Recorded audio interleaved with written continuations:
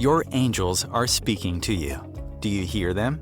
Welcome to the Calling of Light. Kick back and enjoy Freeform Spirit Tea with Anne-Marie. The way you like it best when you want to simplify. Here is your host, Anne-Marie Odell. Thank you very much for joining me on the Calling of Light at Om Times Radio. Today's guest is Kat McCarthy, who has a blog readership of over 17,000 on the care of succulents, as well as a thriving Facebook group that teaches all the ins and outs of having healthy, beautiful succulents. The drought has made water very scarce, and many areas in the United States are even paying people to go to native plants, succulent or cactus, that would require much less water. As I was beginning to make my first project, a succulent fairy dress, with no idea, learned how to put that dress together, and it's still alive. Here is a show that I dedicate to her, and with the thank yous of getting me through the world of succulent. The introduction. Dream come true. I just really was thinking, I wonder if she would do that, because I feel as if you are one of those people that has been instrumental on my quest with succulents, which are now, by the way, taking over half my living room. I'll bet. So my first question, and you laughed at this one, and I know that, well, maybe not this one. At what point in your life, Kat, did you find that your passion for succulents was leading you to teaching others?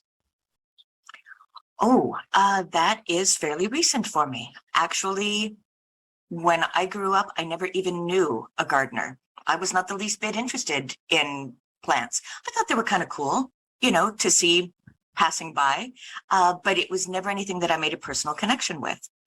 Then when I was dating, who is the man who is now my husband, I used to tease him because he had all of these plants in a tiny little apartment. He just had an abundance of plants indoors and outdoors, and he gave them such care. I used to tease him, that they were plants. They weren't the stationary pets he seemed to be treating them as. And it wasn't until we bought our first home together that I was bitten by the gardening bug, and I fell hard. But I would say that he has been my inspiration all along. Oh, how cool. It is very cool. I've learned a great deal from him. And when you say that you fell in love, I do believe that people who have never had pets and learned the care and the maintenance of having a wonderful pet can be just the same in its gratification as having a room full or a yard full of beautiful plants that they need you.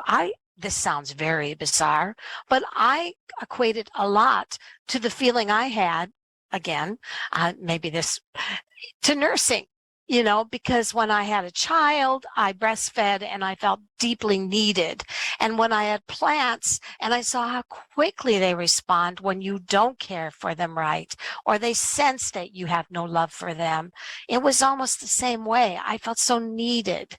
So growing up, were you influenced by anyone who gardened at all, or were you a plant person? You said you were not, but did you have a tendency to be bitten by other bugs in your life that you would get fanatical about?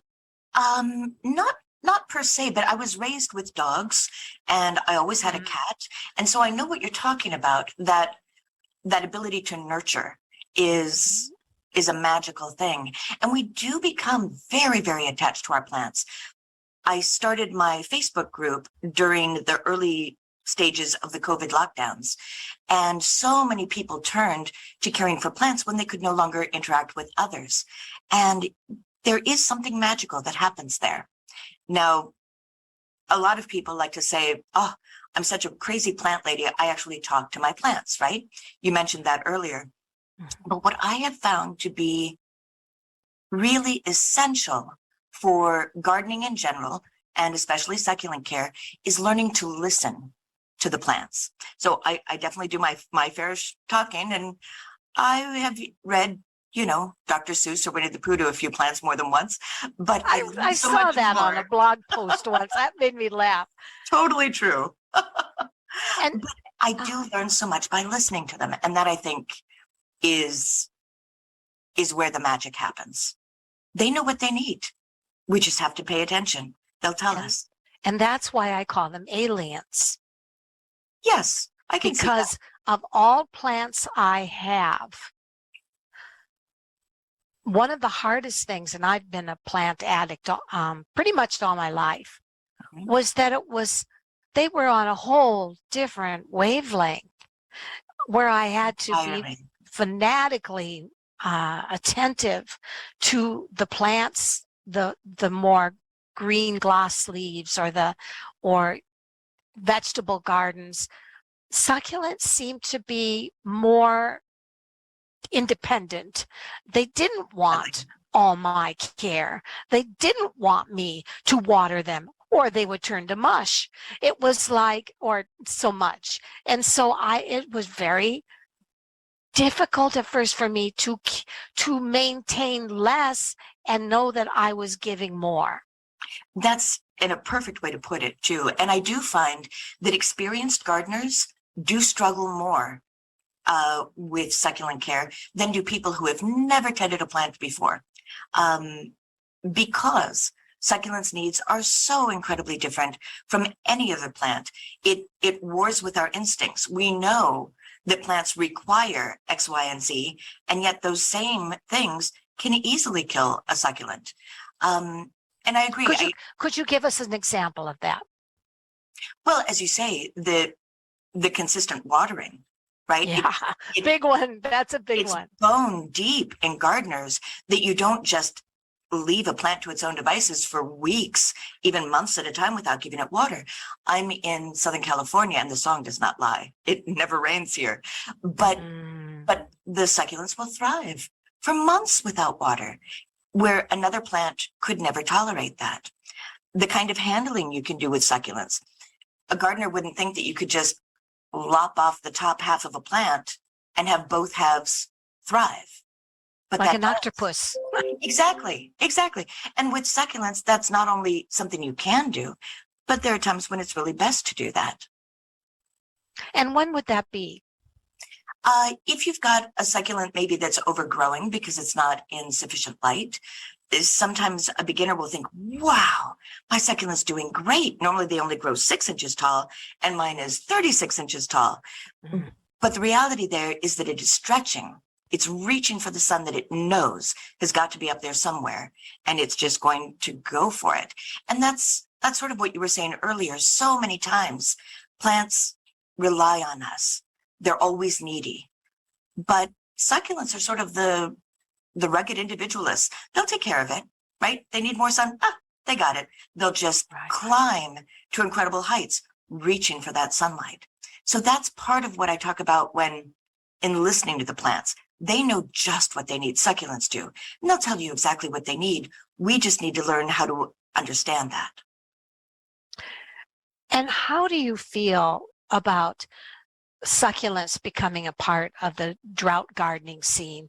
Do you feel like kind of your time has come to maybe do interviews like this and to help people as they begin to landscape with less water and more tolerant plants, or not? I think it's marvelous, and I absolutely cherish any opportunity to help inspire or educate others. But I think it is incredibly important that we pay attention to our planet and what our planet needs, and the plants are just little bits of that. So, there are inspirational posters running around or gifts that say bloom where you're planted, right? That's something that we people need to learn. But it's so true for our plants. If we try to take tropical plants and get them to grow in the desert, or desert plants to grow where we have, terrible winter storms, things like that. It just doesn't work out as well as if we can give our plants the kind of conditions that they have evolved to thrive in. And that's part of what we need to do. So lawns in Southern California, bad idea. We've got terrible water shortages as it is. Right. And so do you feel that this drought gardening or learning to place succulents in that landscaping is going to be beneficial for many of these people? Oh, absolutely. Absolutely. As well as learning to appreciate a different type of beauty. Yes, So we exactly. all know the perfectly tended lawn, and we all see that lush green velvety lawn as beautiful. But if you look at the neighbor and the next neighbor and the next neighbor, and everybody's got the exact same thing, that's not natural, right? The earth didn't grow to have a single plant just for as far as the eye can see. Diversity is really the strength, not just of our country, but of any ecosystem. And I think being able to see the beauty in that is an important thing for all of us. I like that. That's cool. And yeah, succulents do add the diversity in the plant world where multi-races living together in peace can be. Because I do have as many succulents and as much as I do botanicals, but they all thrive together and they all live in the more plants that require that more intense grow light sun will definitely be with my mother-in-law tongues or the more botanical tall plants. But yeah, it's all about diversity. You are so correct. So are there specific places around the nation where people maybe can see how succulents can be done in interesting and maybe quirky or cute ways that would pop with creativity? You mentioned on one of your posts that you went to the Succulent Cafe. Was that you? Yes. Or was that? Yes. And what did you think? And what was it like? Most people in the country won't have access to walk into the Succulent Cafe, which is unfortunate because it is unbelievably inspiring and fun and a joyful, whimsical place. But if you just Google Succulent Cafe and click on images, you'll be amazed. One of the things that they do so brilliantly is upcycling, where they take something that most of us would just see as destined for a landfill, and they turn it into an inventive, creative planter where succulents will thrive. I love that. I don't have that talent to be able to look at something and instantly see its possibilities, but I do cherish it when I see others do it. And I'm learning, I'm getting better. So I've got like a pair of brake discs that I set one on top of the other and put a screen underneath and created a succulent planter. And now that it's rusted over, being out exposed to the elements, it's fabulous. I love it. Awesome. In our group, we sometimes do upcycling challenges. So, you've got an old cheese grater or a broken teapot or a sifter, and you turn that into, instead of something to throw away, but you turn it into a magical succulent container. And that you'll find endless inspiration. And I had to laugh at one of your posts about the use of a drill and how you had learned to be brave with a drill, and how you found how different ways that we could all drill holes on the bottoms, because that was really, really important, isn't it, to know drainage? Yes. Now, some upcycling things like colanders and sifters and cheese graters have drainage built right in, but you're right. Learning the proper technique to drill ceramic or metal, as well as wood and concrete, you can turn anything into a planter, and that's a really fun experience. Although, fair warning, once you do learn that, you can't stop yourself from seeing it. You're at a hardware store and your head is spinning and say, "Ooh, that could make a great planter. Oh, how about that?" And it's a lot of fun. Yeah, I think it could be too. And I saw some of the pictures on your blog post. Or no, it was, it was on Facebook that showed the different planters and things from the Succulent Cafe. Where are succulents originally from?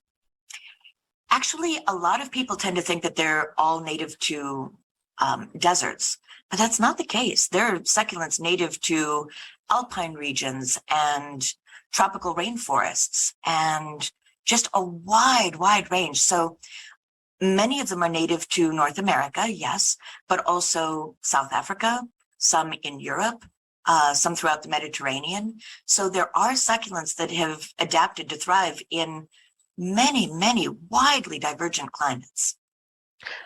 What would you say is the most fatal mistake that people make that begin with succulents? They will choose a succulent based on the cool look, which is easy to do, right? They have this fabulous sculptural shape. The colors, the textures are wonderful. They will fall in love with one and then put it where they want it to be, as opposed to where it can thrive. So they might take a succulent that really requires full sun, and they'll put it in a cute container in their bathroom or in their bedroom. And that's just never going to work. It's sort of like taking a polar bear and asking him to live happily in southern Florida, right? Right. Or a penguin in the desert. That's never going to work with the plants. And so again, it's a matter of learning to give them not what we want to give them, but what they want to receive. And we'll be right back with Kat McCarthy on the care and upkeep of having healthy succulents in your drought garden. Conscious media for conscious minds. Om Times. Ascending Hearts is no ordinary dating site, but a spiritual dating site with a purpose, to link you with your soulmate. We engineer the serendipity so you can trust that you will attune with someone that has the same matching vibration as you. Ascending Hearts, the conscious dating site for the spiritually aware. Try Ascending Hearts for free. ascendinghearts.com. Hi, my name is Anne-Marie Odell, and thank you for inviting me in for tarot and coffee. I offer 37 plus years of accurate, honest tarot channeling. Spirit comes through me as a feeling, an inner knowing. I call it the angel frequency. As you say your first name, I close my eyes and shuffle my well-worn card as I go into a deep calm. By phone, Skype, or Zoom, contact me at thecallingoflight.com. This is Kathy Beal, host of Celestial Compass, featuring astrology you can use. Celestial Compass points you to what's going on in the sky and what you can do with it down here on Earth. We also explore fun, effective, and cosmic tools for navigating this adventure we call life. Join me the first and third Monday of the month at 5 p.m. Eastern Time for Celestial Compass. It's enlightening, entertaining, and empowering. You came across someone struggling with hunger. How would you recognize them? Would you notice an 8-year-old girl who's not excited for summer break because she may not be having lunch again until September? Or a war veteran who's having a hard time landing a job and getting back on his feet? I am the 1 in 8 Americans who struggle with hunger. I am hunger in America. Hunger can be hard to recognize. Learn why at IamHungerInAmerica.org. Brought to you by Feeding America and the Ad Council.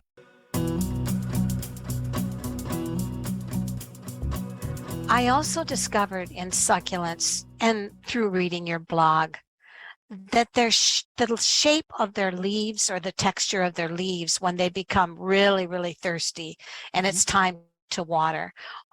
Could you tell me something about that? Absolutely. That is how I definitely recommend that beginners especially learn how to care for their succulents. It's part of what I talk about listening to them. What makes a succulent is a plant that stores excess water in their roots, stems, or leaves for the plant's later use. So when it rains today, they don't take it up and drink today. They take up the water and store it to use during drought times later. Those structures where they store water. If you think of them like a water balloon, right? You have a very loose balloon that has very little water in it. It fills up, fills up big and full, and it's nice and plump and taut.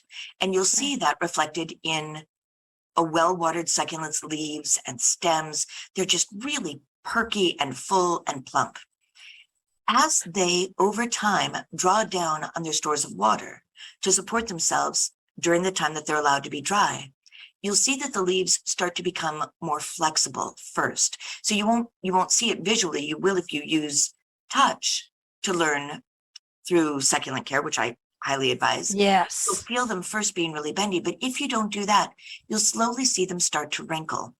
Once you see wrinkled leaves, it's time to water, and those water balloons refill with water. Why do I have such a hard time keeping mother of pearls alive? Honestly, because I bet you love them. I bet that is a plant that you look at and just, wow.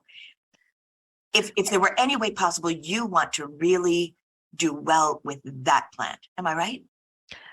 It enhances any grouping it's in. It just, I agree. yeah. And yet I could have 4 or 5 that would be absolutely gorgeous, but then for whatever reason, the mother of pearl, or what do you call them? Is it the senecio, the string of pearls? Yes. String of pearls. For whatever reason, they become smaller. They don't have that big, round, lush look. The reason I guessed that this was a particular favorite of yours is those are the succulents people tend to have the worst trouble with, is when you've got an actual, this is my favorite succulent. Oh, I love this succulent. And for some reason, I always fail. And yet my neighbor, who doesn't even like this plant, it grows just thrives for them, right? Yes. Why is that? I don't know. Why is that? It's because we start treating them differently. When they're a special favorite, we give them extra love and extra care. And okay, we've got another succulent right next to it that is fine. It's not one of our favorites. We'll let that one go for weeks without watering. But this one that we love, we water it and we tend it. We may spray it a little bit of extra water. And all of that we're doing, treating it differently from other succulents that we don't care about quite as much, we're giving it stuff that it can't handle. We're over watering. We're over fussing. If you treat your string of pearls like any other plant, in fact, I like them because the peas, right, the pearls, they wrinkle so nicely when they're thirsty. And yet most people say, oh, I would never starve my string of pearls for water. Oh my goodness. But they need the dry time just like any other succulent. But again, it taps into our need to give what we want based on our love for the plant, as opposed to our ability to say, no, we're going to give this plant what it wants, not what we ache to give it. So give it more time, give it more space.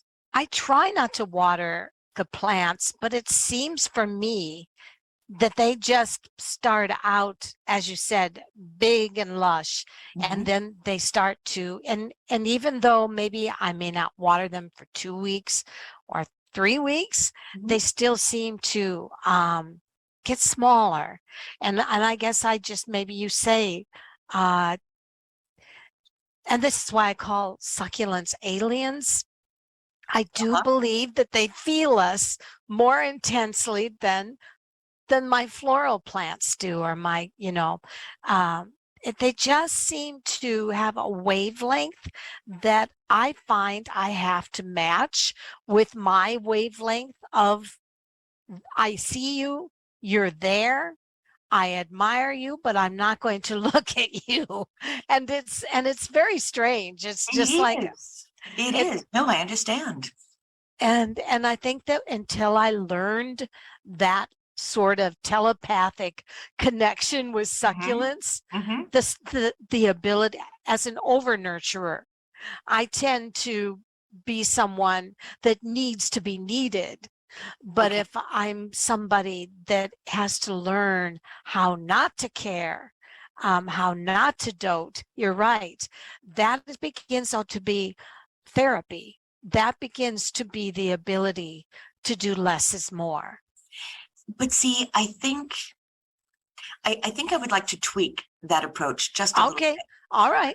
You're right that succulents don't need as much intensive care as most plants, but I think it's magical the way any kind of plant helps us connect with our native compassion, our ability to care and reach out and nurture others, whether they're plants or animals or other people. So Yeah. I don't think the issue is to care less. I think it's to care the way they want. I wrote an entire blog post on ways to show your love for your succulents beyond Oh, I watering. haven't read that one. I'll have to check it out.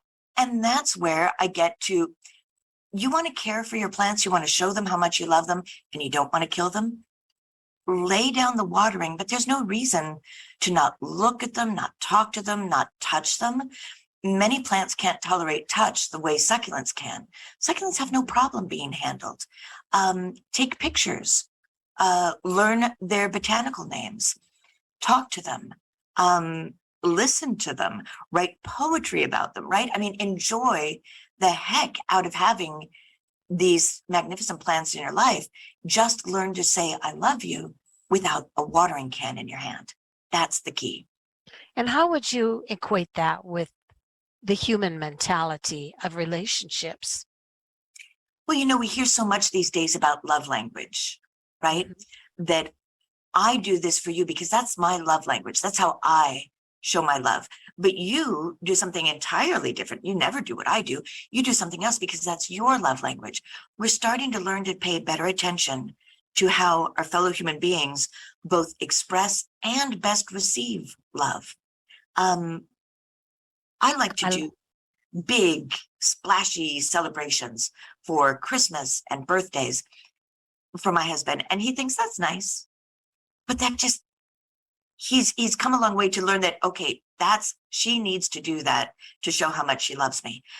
But what is more meaningful to him is that I'll stay up until 2 a.m. reading with him about a particular project that he's working on, or show him my trust in his ability to do important things for us. What is meaningful to him is different from perhaps what I most want to give. But I better show my love by giving him what he needs and wants than in what I want to give. And it's the exact same thing with plants. I like that. We'll take a break right there, and we'll be right back with the Calling of Light on Om Times Radio with Kat McCarthy. And this has to be like something else. That's very difficult, I think. I think that's really hard to try to memorize all of that.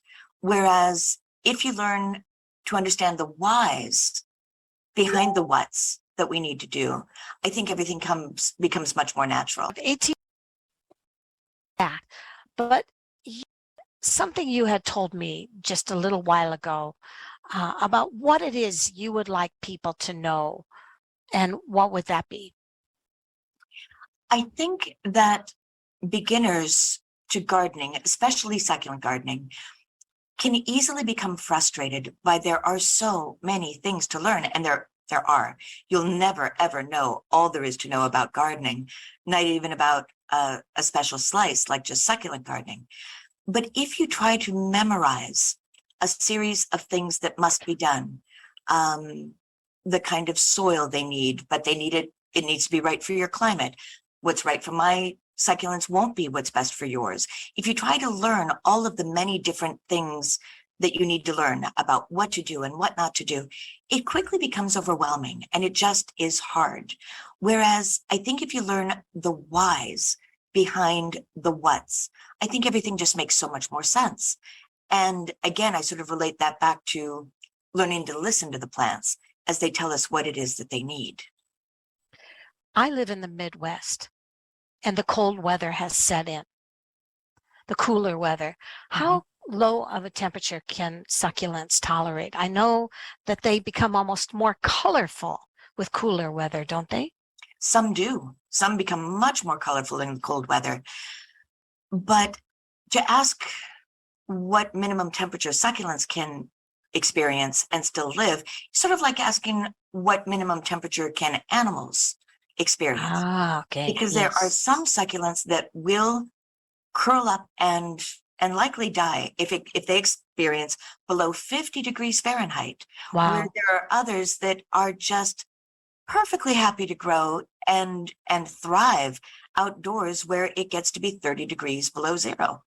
So that's part of the importance of choosing the right succulent for your specific growing conditions. So for my indoor plants, I'm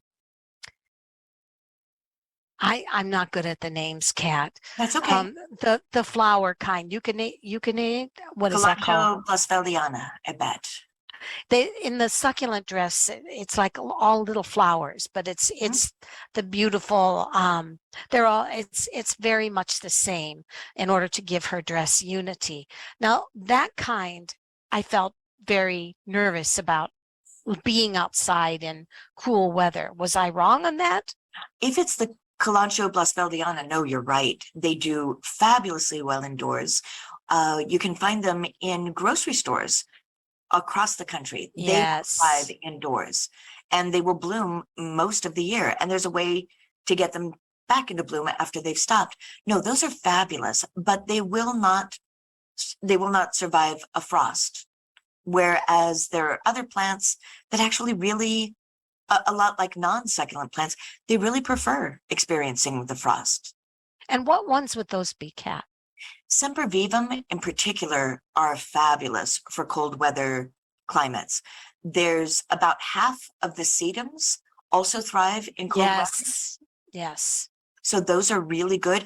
There's a couple of agave that can handle very, very cold temperatures. Some cactus even, Opuntia, Really? some of them are hardy down to zone 5, which is well below zero. You can see, so sedum are succulents? Yes. Because my entire yard, just because monarch butterflies love them so much, They do. we call them autumn joy. And Yes. I have white and I have deep wine and I have the pinks, and they've kind of taken over the landscape. They and will, yeah. And just when everybody was saying that monarch butterflies were dying and there would be no migration, I was on vacation to the Carolinas to see family, and my husband says, "Oh, Annie," he says, "you would not believe we've got hundreds and hundreds of monarchs here, and they're all over the sedum." So Yes. I think that's one very cool thing about them, and I'm surprised. I didn't know they were succulents. They are. And in fact, that specific one, the autumn joy, is hardy in Alaska. I mean, no problem Really? dealing with an Alaska winter and coming back bigger and better the next year. Yeah, they're great. Wow. And I remember this old lady next to me said, "You see this plant?" And it was right on the foundation of her house, didn't get that much light. And she says, "Here, just break it off and stick it in the dirt." And I said, "Oh, come on." And she says, "No, really." In the next year, it came up and it was gorgeous. So But as a gardener, right, as an experienced gardener, you knew that it couldn't possibly be that easy. It wouldn't work that way. Right. No, right. That's what I mean. Yeah. And you're right. They are that alien to normal plants. Right. And what else would we need to know? Well, you had asked about, don't they get brighter colors in the cold weather? Yes. Those that are hardy, those that can survive that cold weather, absolutely do. That becoming more colorful when exposed to very cold temperatures, often the same plants get more colorful when exposed to very hot temperatures, or even to too little water. The reason is they're responding to stress. And you'll have some succulent enthusiasts say, "Oh, that's a beautifully, perfectly stressed plant because it's showing such gorgeous colors." But then many are concerned and they say, "Oh no, I don't want my beloved plant to experience stress." And that is something that I find interesting, because we are, as human beings, we tend to see stress as negative. We think it only has negative connotations, but that's not really true. Stress is just a change that requires a physiological change in the living being. So exercise is a form of stress. Extreme happiness or extreme excitement, those are stress. And we all know that tough times make strong people. That's right. That's right. But nobody really looks out. They don't deliberately seek out tough times in order to be stronger, but they do the same thing when we exercise. We're making things harder for our body so that our muscles grow stronger, so that our bodies are stronger and more flexible and better able to do more, right? That's all a form of stress. And just as our bodies respond to the added stress in our environment, succulents do too. So that more beautiful color that comes out, that is the result of certain pigments that the plants make in order. There are some pigments that they make to withstand excessive heat and sun and UV ray exposure. So I think of that sort of like the melanin in our skin. You and I are both like very a pale suntan. right? But if we go out a little bit at a time in the sun, we get darker, and the darker skin protects us from the sun. Same thing with these plants, but their pigments aren't brown like ours. They may be blue or red or oh, cool. I like that. really gorgeous, right? But then they also have other pigments that act like an